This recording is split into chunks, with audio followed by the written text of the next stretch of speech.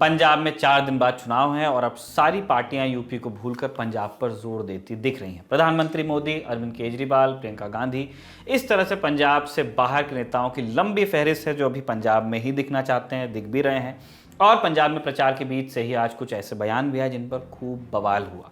कुछ ऐसे बयान भी जो शायद शोभनीय नहीं थे। क्या, किसने, कैसे, क्यों और कैसे, कहां कहां कह दिया, किस पर क्या आरोप लगे, इन सब पर आज के शो में विस्तार से बात करेंगे।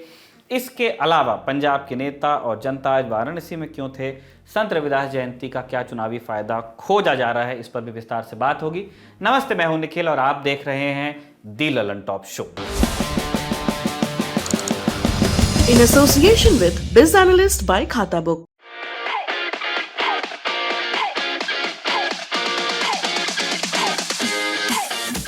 तो पंजाब से आए बयानों से ही बात शुरू कर लेते हैं। सबसे पहले मुख्यमंत्री चरणजीत सिंह चन्नी का ये बयान सुनिए।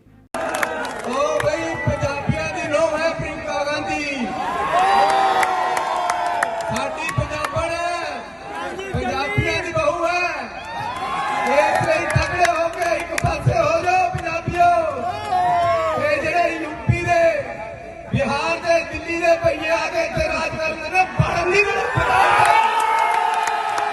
15 फरवरी को यानी कि बीते हुए कल प्रियंका गांधी पंजाब के रूपनगर में चुनाव प्रचार करने पहुंची थी। तब का ये बयान है।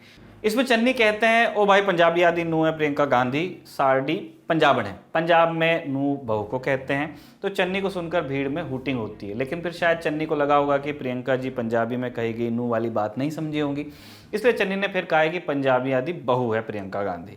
भीड़ चेयर करती है और फिर चन्नी भी कहते हैं कि पंजाबियों एक पास से हो जाओ, यानी एकजुट हो जाओ।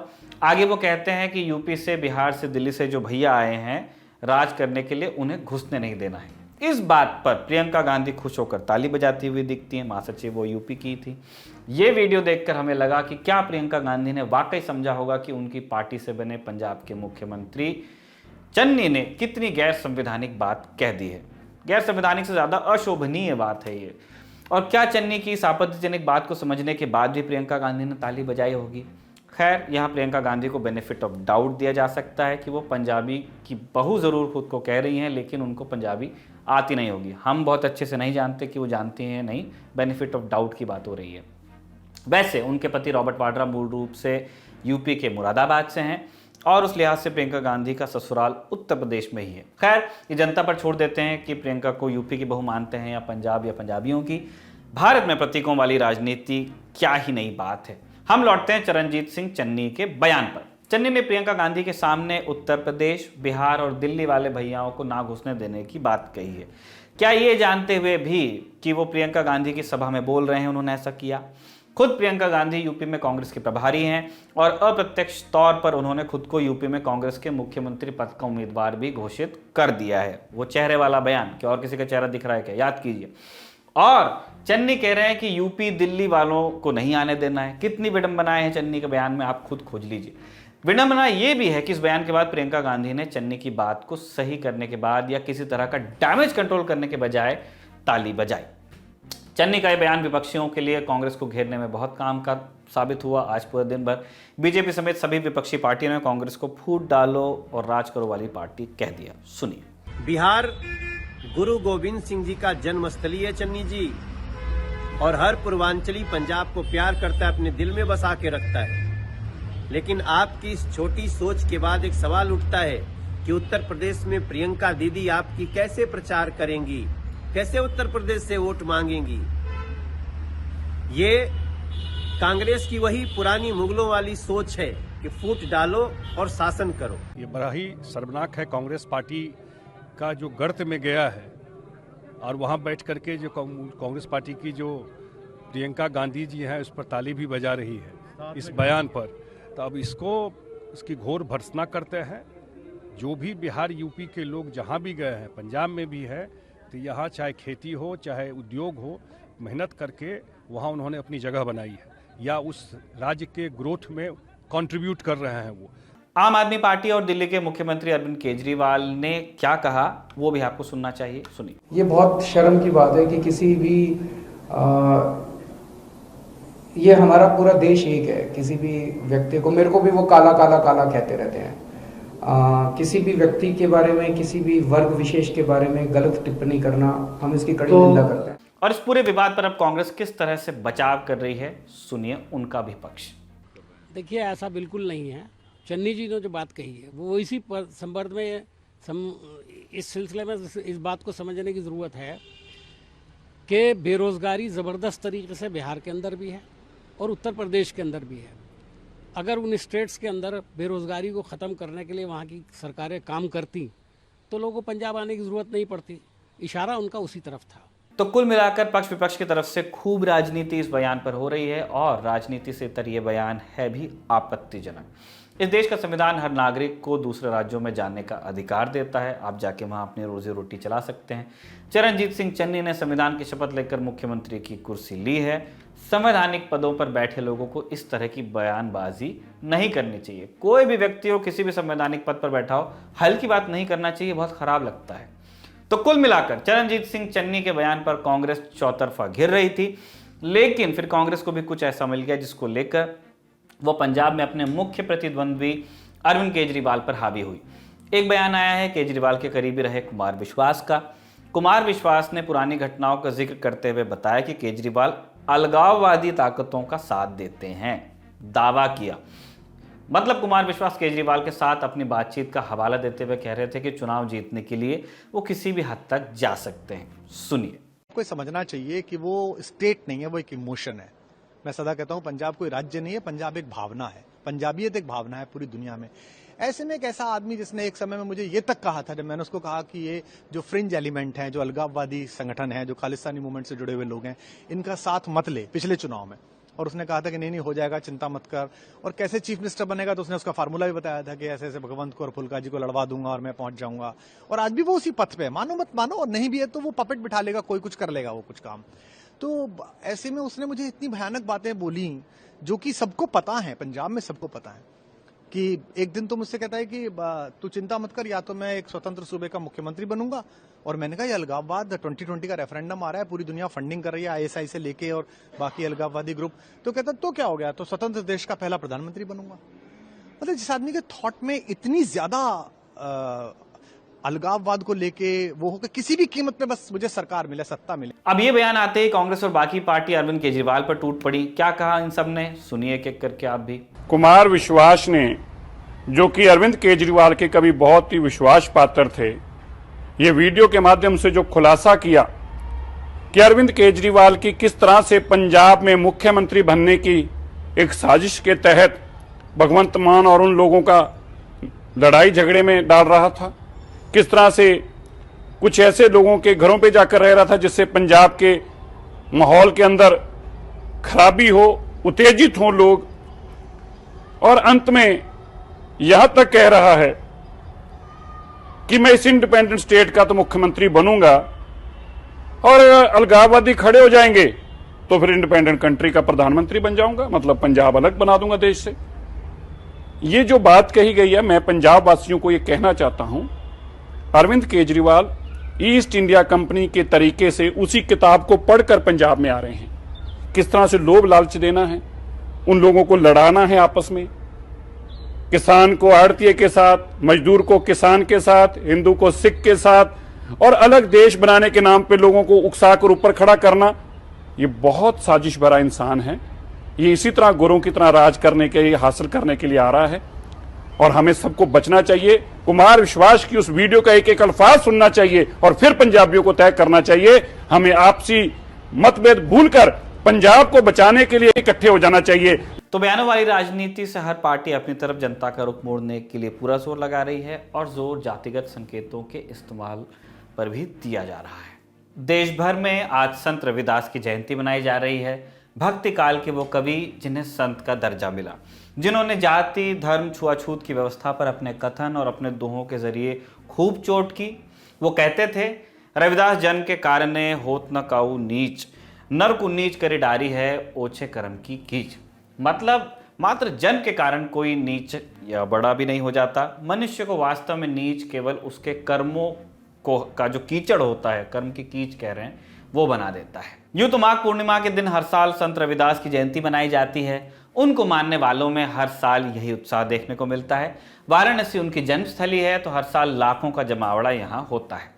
पूरे एक हफ्ते का मेला लगता है। आप इस बात के महत्व को इस बात से भी समझ सकते हैं कि पंजाब का विधानसभा चुनाव रविदास जयंती की वजह से टाल दिया गया। आमतौर पर कुछ भी हो जाए, चुनाव नहीं टलते हैं एक बार अधिसूचना आने के बाद, मगर 14 फरवरी को हो जाने वाला पंजाब चुनाव 20 फरवरी को होना है। वजह यही है कि रविदास जयंती के मौके पर पंजाब से लाखों श्रद्धालु काशी में इकट्ठा हुए हैं जो एससी समुदाय से ताल्लुक रखते हैं। लेकिन इस बार की रविदास जयंती में आम लोगों से ज्यादा उत्साह नेताओं के बीच है। हर पार्टी रविदास जयंती को अपने अपने तरीके से मना रही है और मनाने से ज्यादा दिखाने में लगी हुई है। बढ़ चढ़कर भागीदारी दिखाने की कोशिश लगी हुई है। सुबह से ट्वीट्स और वीडियोस आए जा रहे हैं। कई टिप्पणीकारों का कहना है कि इस सारे उत्साह के पीछे राजनीति है, पंजाब और यूपी के चुनाव से जुड़ी राजनीति, जहां दलित वोटर बड़ी संख्या में हैं और कई सीटों पर जीत और हार तय कर सकते हैं। क्या है पूरा गणित विस्तार से बताएंगे, मगर सबसे पहले आज की कुछ तस्वीरों पर बात करते हैं। इससे जुड़ी जिस तस्वीर की चर्चा सबसे ज्यादा है वो प्रधानमंत्री मोदी की है, जिसमें वो महिलाओं के कीर्तन के बीच मंजीरा बजाते नजर आए। हो सकता है आपने देख ली हो, नहीं देखी है तो एक बार फिर से देखिए। आपने तस्वीर ही देखी होगी तो हम वीडियो दिखाते हैं आपको।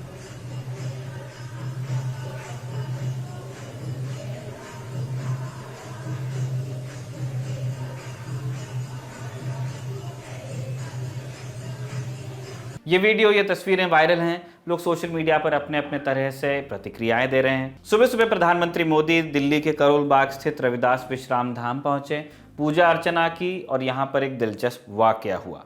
पीएम ने पूछा कि कहां के रहने वाले हैं। पंडित जी से सवाल था उनका। पंडित जी ने जवाब दिया श्रावस्ती यूपी के। प्रधानमंत्री ने पूछा कि बच्चे आपके पढ़ रहे हैं कि नहीं। तब पंडित जी ने कहा कि बच्चे का सरकारी स्कूल में एडमिशन कराना है। श्रावस्ती के बसपा सांसद से 2 बार कहा लेकिन हो नहीं पाया। पुजारी की बात सुनकर प्रधानमंत्री तुरंत दरवाजे की तरफ बढ़े। दिल्ली भाजपा अध्यक्ष आदेश गुप्ता को आवाज लगाई। प्रधानमंत्री ने दिल्ली भाजपा अध्यक्ष को तुरंत इस समस्या का समाधान निकालने के लिए निर्देश दे दिया। कुल 17 मिनट प्रधानमंत्री इस मंदिर में रहे। एक तस्वीर दिल्ली से आई तो कई और तस्वीरें वाराणसी से भी आई। कांग्रेस के पूर्व अध्यक्ष और हो सकता है भविष्य में अध्यक्ष राहुल गांधी और महासचिव प्रियंका गांधी भी संत रविदास की जयंती के मौके पर मत्था टेकने पहुंचे।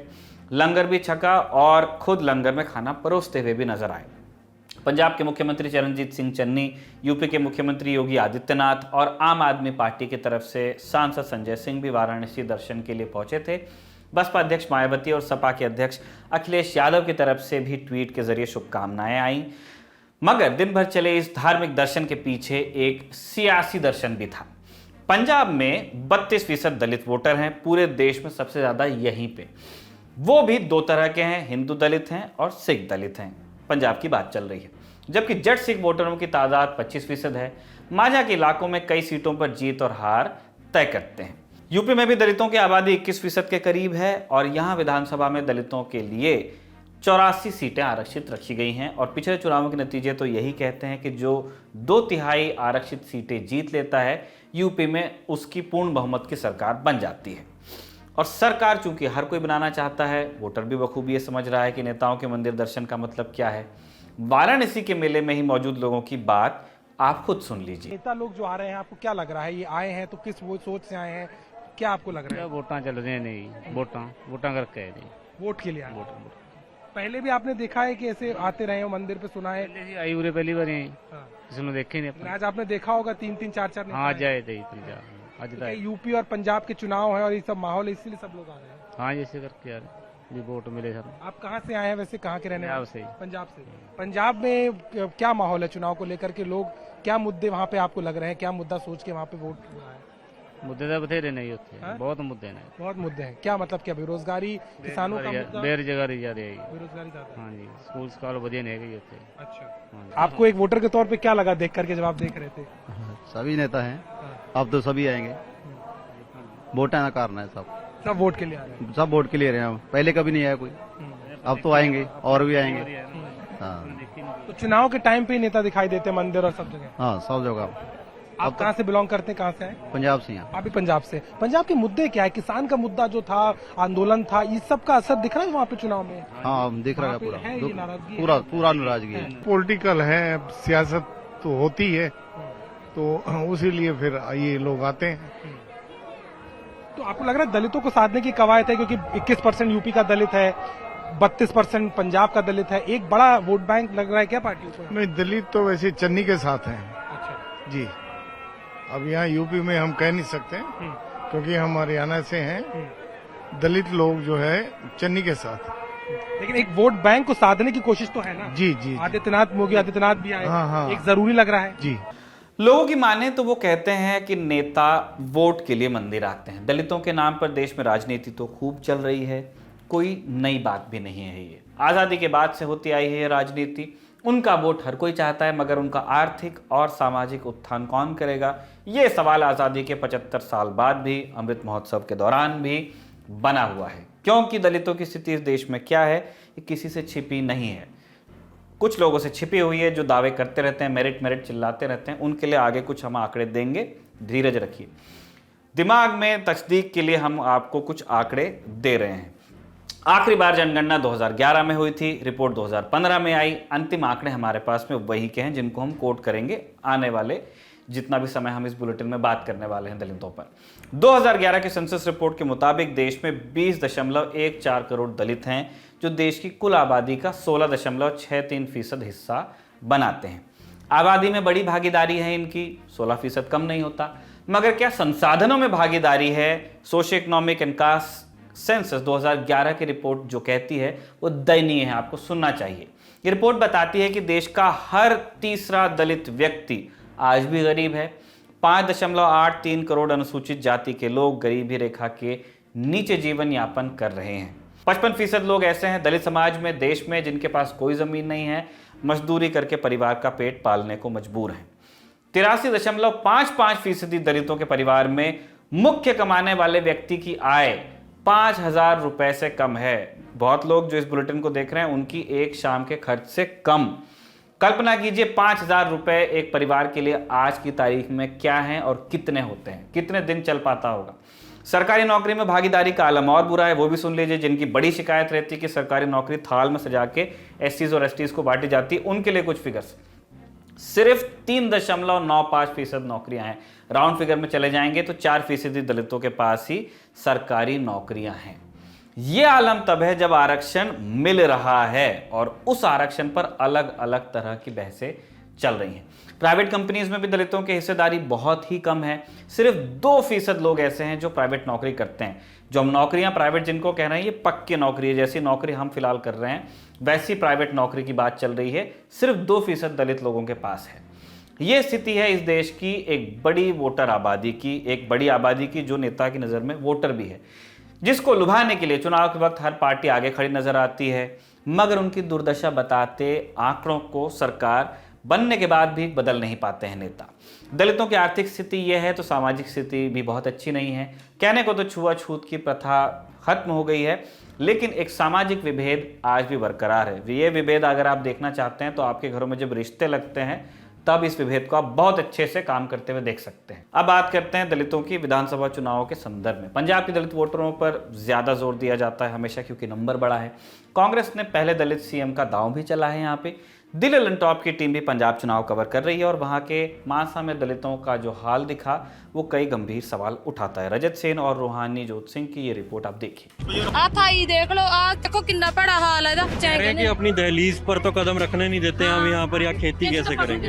ऐसी शमशान घाट कला अड्डा है। ये क्या शमशान घाट अलग अलग बने हुए हैं? दो नौजवान बहू मर गई, मीह दल पवे, असि सारा पिंड उथों भिज के आया, उथे बैठण ਨੂੰ जगह नहीं सी। तो ऐसी कितनी जनसंख्या में कितने होंगे यहाँ पर? इतने 400 मतलब मन के चलो घर है। अच्छा। बिची बीसी बिची ऐसे इस महल्ले च। अच्छा। दूसरा साडा जो पानी का नखास है देख लो, टोबा है कोले। अच्छा। ते किधरे नखास नहीं, जो ये च इन्ना गंदा पानी है ते टोबे का पानी है, मुश्क मारदा, सानू बीमारियां लगदियां। अच्छा। ते सहूलतां तो असीं वांझे हैं। अच्छा। तीजा साडा शमशान घाट है जो जी, ऐसी शमशान घाट कला अड्डा है। ये क्या शमशान घाट अलग अलग बने हुए हैं? दो न एक दो क्यों बने हुए हैं? ਇਹ ਕਾਗਜ਼ਾਂ ਚ ਇੱਕੋ ਹੀ ਕੱਟਿਆ ਸੀਗਾ। ਇਹ ਜਿੱਧਰ ਜਰਨਲ ਹੈ ਇੱਥੇ ਪਹਿਲਾਂ ਹੈਗਾ ਸੀ ਸ਼ਮਸ਼ਾਨ ਘਾਟ ਪੁਰਾਣਾ। ਅੱਛਾ ਜੀ। ਤੇ ਉਦੋਂ ਕੁਝ ਬੰਦਿਆਂ ਨੇ ਉਹ ਉੱਥੇ ਰੱਖ ਲਿਆ ਤੇ ਉਹ ਉੱਥੇ ਚੱਲਦਾ ਹੈ। ਹਾਂ। ਤੇ ਇਹ ਜਿਹੜਾ ਸਾਡਾ ਸ਼ਮਸ਼ਾਨ ਘਾਟ ਹੈ ਉੱਥੇ ਨਾ ਕੋਈ ਸਹੂਲਤ ਹੈ ਬੈਠਣ ਨੂੰ ਤੇ ਨਾ ਕੋਈ ਵੀ ਜੇ ਅਸੀਂ ਮੁਰਦਾ ਸੈਂਤਰ ਜਾਂਦੇ ਹਾਂ ਤਾਂ ਡੀਟੀ ਰੋਡ ਸੜਕ ਹੈਗੀ ਵੱਡੀ ਵੀ ਜੋ ਬਠਿੰਡਾ ਜਾਂਦੀ ਹੈ ਜੀ, ਤੇ ਸਾਨੂੰ ਜਾਣਾ ਵੀ ਬੜਾ ਮੁਸ਼ਕਲ ਹੈ। हाँ जी, ਉਹ ਕਿੱਥੇ ਸਿੱਟਣਾ?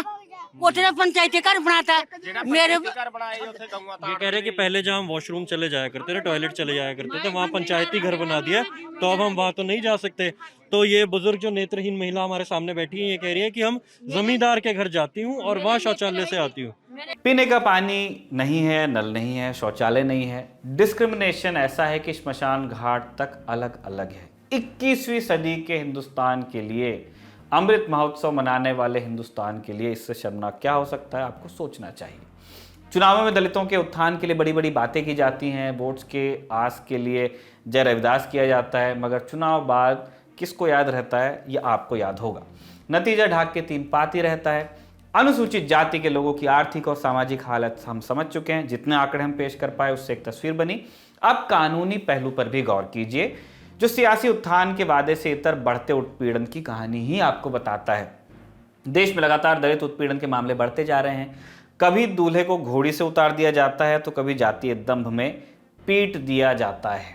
एनसीआरबी की रिपोर्ट कहती है कि 2018 के बरस में 42,747 एससी उत्पीड़न के मामले दर्ज हुए। 2019 में मामले और बढ़े और इस बार 45,876 केसेस सामने आए। 2020 में आंकड़ा 50,000 के पार चला गया, मगर सजा कितने को मिली, अब उसके भी आंकड़े ले लीजिए। 2018 में 499 मामलों में सजा हुई। कन्विक्शन रेट है 1.16। 100 लोगों पर आरोप लगता है, 100 मामले जाते हैं तो उसमें से 1.25 को भी सजा नहीं होती है, एक आदमी की सजा होती है। 2019 में 3,583 केसेस में सजा हुई, थोड़ा इंप्रूव हो गया, सजा का दर हुआ 7.8%। 2020 में 2,613 एससी उत्पीड़न मामलों में सजा हुई, कन्विक्शन रेट पहुंचा 5.2%। और इनमें हजारों वो मामले थे जो सालों से चले आ रहे हैं। नए केसेस का निपटारा कब होगा, ये कोई नहीं जानता। देश में आज भी 1,47,000 से ज्यादा एससी उत्पीड़न के मामले कोर्ट्स में पेंडिंग हैं। ना तो धनबल है, ना ही बाहुबल, केस अपनी प्रगति से चलता जाता है। यहाँ इस बात का जिक्र जरूरी है कि कई मामले ऐसे भी आते हैं जिनमें SC/ST एक्ट के दुरुपयोग की बात सामने आती है, मगर ये तथ्य है कि ज्यादा मामले इसी तरह के होते हैं कि जब विरोधी पक्ष के डर के मारे वो केसेस दर्ज ही नहीं कराते हैं SC और ST समाज के जो लोग हैं जिन पे कोई जुल्म होता है। उत्तर प्रदेश और पंजाब में चुनाव है तो वहाँ की स्पेसिफिक बात भी करते हैं। पूरे देश में संख्या के लिहाज से यूपी में दलितों के उत्पीड़न के मामले सबसे ज्यादा हैं। यूपी की पॉपुलेशन भी सबसे ज्यादा है। साल 2018 में 11,924 मामले सामने आए, 2019 में 11,829 और 2020 में बढ़कर ये संख्या 12,714 हुई। एक अच्छी बात बस ये है कि यूपी पुलिस ने 2020 के 84.3% मामलों की चार्जशीट दाखिल कर दी है। अब पंजाब के आंकड़े भी देख लीजिए। बड़े राज्यों के मुकाबले यहां दलितों का उत्पीड़न कम है। 2018 में 168 मामले सामने आए तो 2019 में 166 और 2020 में 165 मामले सामने आए, मगर यहां का चार्जशीट रेट यूपी से कम है। पंजाब पुलिस ने 2020 में 65% मामलों में ही चार्जशीट दाखिल की थी। ये सारे आंकड़े आज हमने इसलिए आपको दिखाए ताकि जिनके वोट्स के लिए नेता नगरी चारों तरफ दौड़ लगा रही है, उनकी भलाई की दिशा में काम कितना हुआ है ये आप खुद समझ सकें।